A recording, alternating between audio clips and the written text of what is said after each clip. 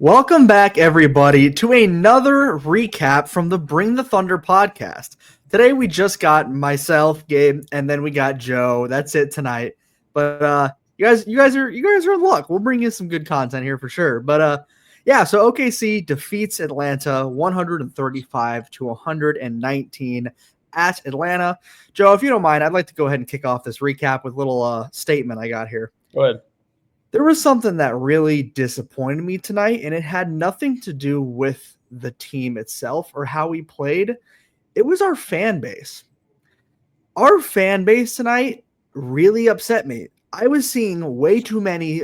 Let me start by saying this. Don't get me wrong. There were things that frustrated me tonight. We did not just play a perfect basketball game. We made mistakes. We messed up. There were issues.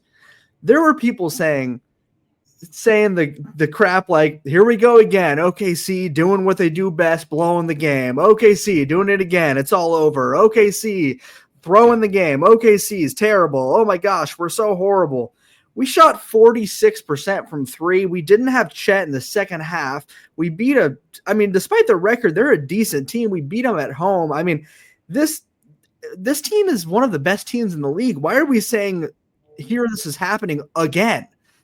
I think people are so down on what just happened with the really frustrating Nets game, with the really frustrating Timberwolves blown lead, with the other frustrating Timberwolves loss. This is the first time we've seen a stretch of games where we've not looked as good, and I think our fans are kind of losing it a little bit. And I don't want to call out our own fan base and dog all over us because I love our fans. OKC has great fans.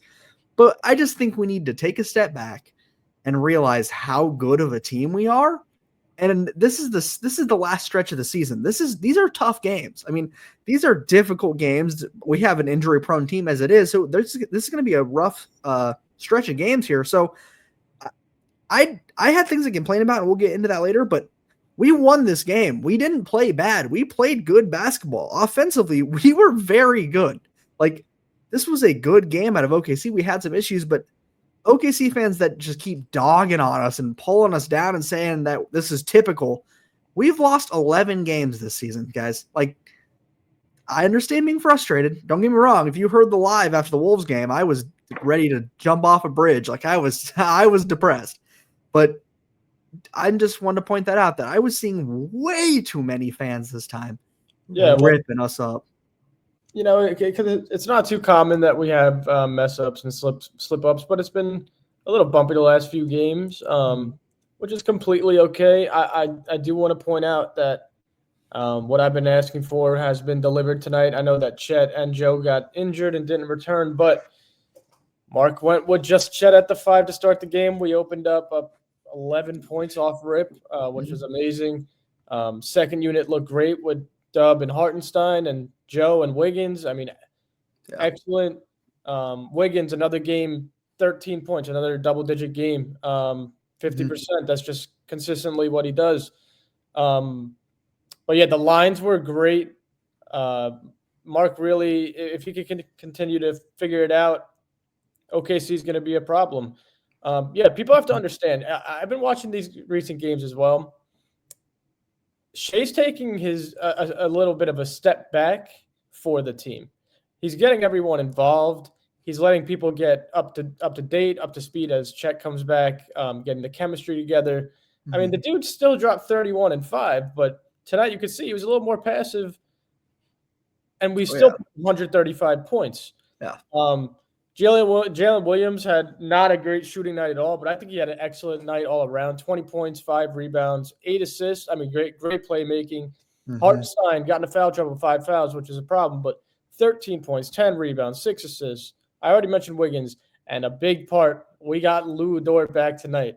20 points on 6 of 11 from deep, 7 of 13 overall. I mean, that is just the absolute luxury that OKC can have when Lou is shooting well. And he's been on a cold streak, so I expect him to pick it up again.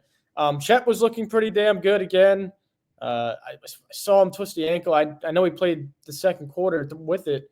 I'm hoping it's just precautionary, but maybe it's a week or so. But listen, we've been through that before, right? So we'll get through it again. But yeah, not much to complain about tonight. I will say the defense looked a little lazy again. They also hit some shots, but I think great win in Atlanta and keep it rolling. Yeah, absolutely. One player who on the stat sheet didn't look like they did a whole lot, but tonight I think J. Will made another case of why he deserves minutes on this team. I mean, he steps in with the Chet injury being out. He steps in to come in when Hart's in foul trouble. He knocks down the three immediately, fights for rebounds, and then gets that huge charge drawn that really shut down all the Hawks' momentum. J. Will deserves a spot on this team. I know we have a deep team, but there were those 2 games back-to-back where he didn't get a single minute, and I did not love that. I think he is worthy of getting minutes in moments like that where, I mean, if you want to run a double big lineup so bad, run something with J. Will and Hart or J. Will and Chet. I mean, give that a try because J. Will can stretch the floor and he can shoot the mid-range as well. And so I want to see that more. He's more of a true power forward as well. So yeah. it would make sense. Yeah. Like you could run a power forward in center. You don't have to run 2 centers, right? Exactly. But I mean, offensively tonight, the thing that really blew me away was the ball movement. Just beautiful passing. Great. The thing that was best of the ball movement was the off ball movement. We had guys cutting like it was nobody's business, man.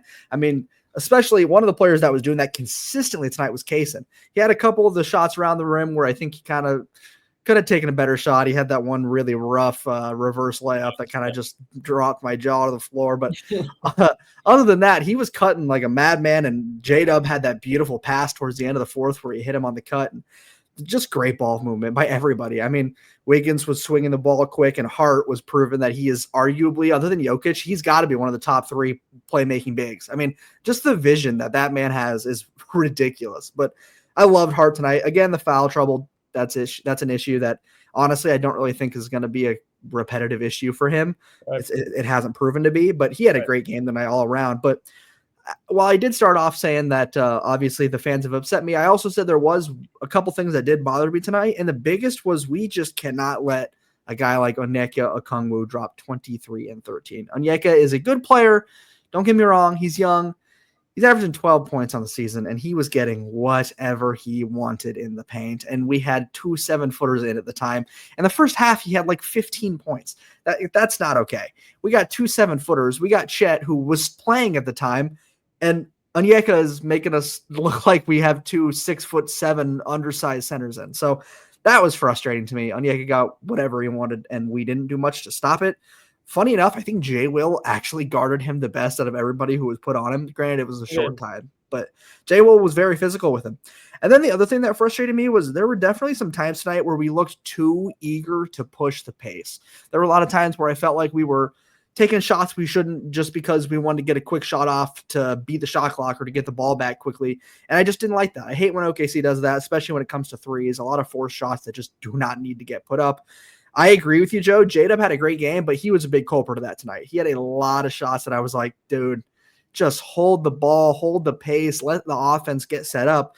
But overall, J-Dub came up big. He had that huge mid-range shot towards the end of the game that also over Daniels stop on him. Yeah, that was a beautiful, beautiful shot. And that's his go-to, and he was missing those tonight. So, like, that doesn't worry me. That's his go-to. Usually he hits those. So, but yeah, I mean, you kind of covered it with Shai. The guy is an MVP. Okay? I mean, he puts up 31 effortlessly. I mean, and this wasn't an issue with OKC, but I hate to be that guy, but this was a poorly ref game. On one end, the refs are letting them play absolutely the most physical, ridiculous, aggressive basketball they can. And then on the other end, OKC puts one hand on Trae Young and it's a foul. Then they put one hand on Onyeka and it's a foul. Like, that's terrible. That's a bit of a problem for me because in the NBA, it's going to lean one way, but you would think it normally leads towards stars. Yeah. And it seemed like the Atlanta Hawks get better calls than OKC tonight, which was a bit frustrating. For all the Twitter fingers out there, I want to say something about that. Shai Gilgeous-Alexander had 31 points and 4 free throws on the night, and all 4 free throws came in the fourth quarter. Yeah, 4 for 4. So leave the guy alone. But yeah, that proves the point. I mean, Shai drove all game, and he was getting roughed up a bit. Oh yeah. I mean, I guess it's a good thing they weren't calling the fouls as often because it's going to prep him for the playoffs. But yeah, you're right. It kind of bothered me, but listen, we're just going to let that pass, and we'll be ready in the playoffs. Yeah. Just to recap, like, pretty much the rest of the game, OKC won the first quarter by 17, hated the second quarter, lost it by 10. I forgot what the run was, but Atlanta went on like it was 14-2. a 14-2 run. We cannot let that happen. Bounce back in the third quarter, win it 37-20, another 17-point win in the quarter. And then kind of lost. We lost last quarter by 8, which isn't great either. I was kind of hoping to shut them down. Here's the one thing I'm having a problem with looking at the box score. And I didn't really feel this as watching the game, but it's so odd. Everybody who played tonight had a high plus minus. They were above the plus. Mm-hmm. Shai had plus 23, Dort plus 15, etc. Jay Will off the bench plus 17. One guy, Isaiah Hartenstein, minus 13 tonight. I didn't necessarily feel that. I didn't either. But I do think he was in when those runs did happen. Yeah, I get that for sure. Here's one thing I would say to that. Plus minus can be a really helpful stat, or it can be a really misleading stat. Yeah, it's just super odd that he's minus. It is odd, but it definitely felt like when he was in and those runs started to happen, yeah, there was some lazy defense, but they were hitting a lot of threes, and that's so out of his control. Like, so I think it's important to pay attention to that, but at the same time, like you said, we didn't feel that because he didn't really. Sure, he messed up here and there. Every player did, but I just don't think he was directly the cause. I'm not blaming the guy. I just feel it's so weird that he's a whole minus 13, and there's not another player on the court who's minus. Yeah, especially with him damn near having a triple double.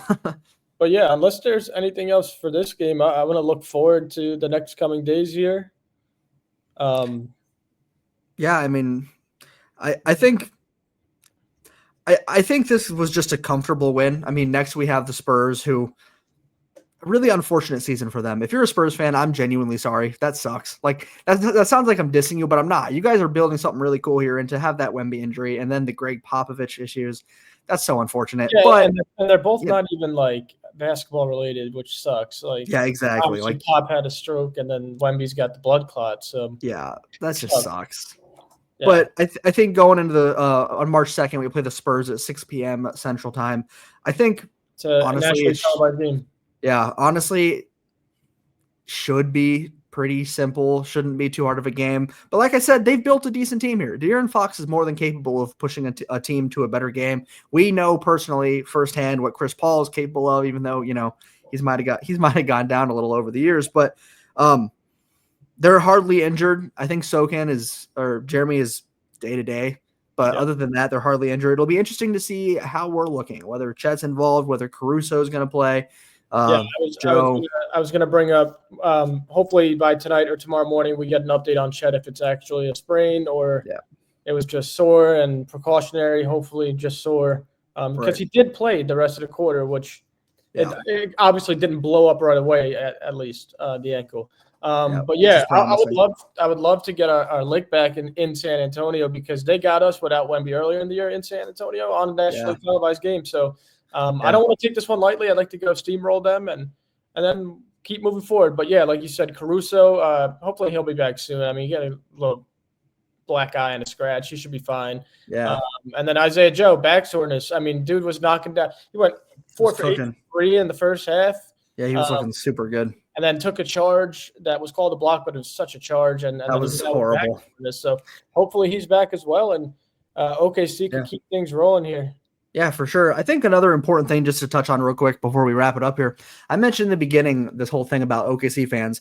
This last little stretch of the season is going to be tough. It is. I mean, we are about in the middle of the pack. I believe we're ranked 13th in terms of strength of schedule. So it's going to be easy. It's going to be hard. It's going to be back and forth. But this last stretch, it's more of a mind game than anything. I mean, we're trying to hold on to this 1 seed. We have a lot of teams in the West that are starting to heat up. LA is really becoming a good team. So I think it's important that we just take these wins for what they are, which is a win. A win is a win. We can be frustrated. We can complain, and we definitely want to see that chemistry start to click as we get closer to the playoffs. But right now, every time we win a game, I'm going to walk away with a smile on my face, because that's another win added to our win category. And that's really good for team chemistry and morale. So obviously I want to blow out the teams that we should, because that means our chemistry is just getting better and better, and we're figuring out how to play with these lineups.